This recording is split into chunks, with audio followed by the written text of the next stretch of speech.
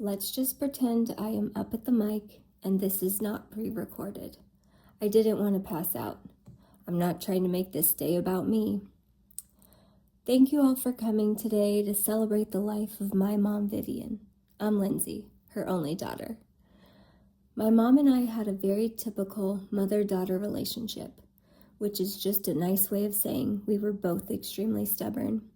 We fought hard, but we also loved just as hard. And at the end of the day, we truly needed each other. Think of us like oil and vinegar. We were completely different.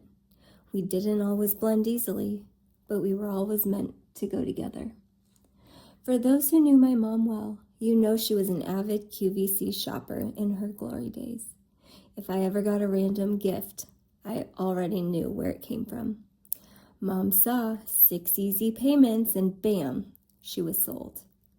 The best part was her auto ship subscriptions. Going through her things, Dad and I found about 27 eyeliners, mascaras, blush, 40 lipsticks and glosses that were all dried out and expired, and at least 13 bottles of Philosophy lotions and perfumes, also expired. That was just my mom.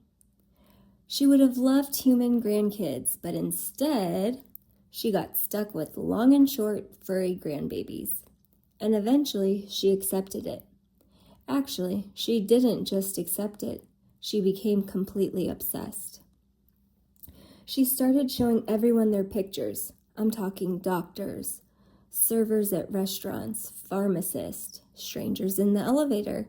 She talked about them constantly and always asked if they could come over. My boys loved their grandma.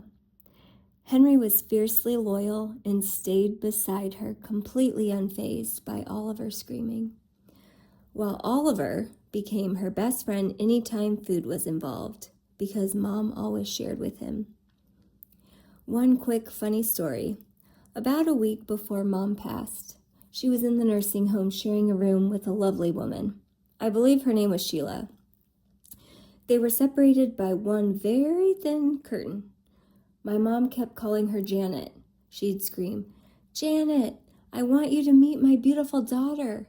And Sheila would correct her every single time. "It's Sheila," she'd say. I'd pop my head around the curtain, wave, and say, "It's so nice to meet you, Sheila." My mom would apologize, and then about a minute later, the cycle would start all over again. After I peeked around the curtain, pretending I hadn't already met her 4 times, I finally gave my dad the look like, we should probably go. Because at that rate, I was going to meet Sheila another 17 times in the next 30 minutes. I want to take a moment to thank the real MVP in this room, my dad, my mom's sole caregiver for more than 10 years. He showed all of us what through sickness and in health truly means. Dad, I can never thank you enough for the love and care you gave Mom every single day. I want to talk about our last day together and how special it was. When I went to check on her before work that morning, I noticed the signs that our time together was very limited. We locked eyes, and somehow I knew exactly what you needed from me. When I came back a few hours later, I didn't want you suffering anymore, so I tried to get you excited for heaven. I said, "Mom, do you know you get to become an angel today? You get to learn how to fly today. You get to fly." And somehow that was the first time you listened to me in all 36 years.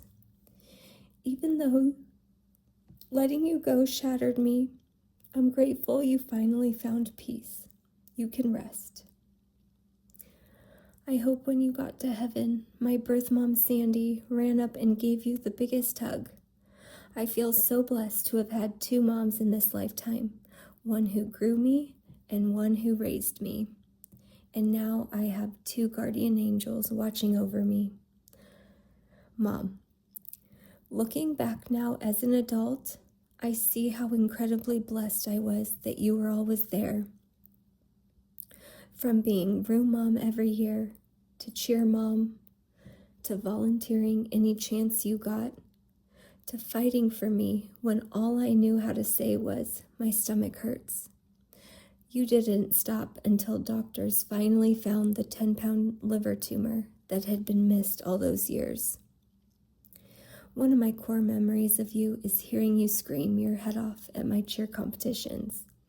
I can still picture it. During one tiny 5-second break in the routine, I'd glance into the crowd and see you front row, jumping up and down with your cowbell like an absolute crazy person. You didn't care that I was mortified. You were just proud of your daughter. And honestly, now I get it. Because I do the exact same thing for the kids I nanny. They give me the same embarrassed look I used to give you. And now I realize it was always just love. Mom, I will miss you forever. And thank you for always being my biggest fan.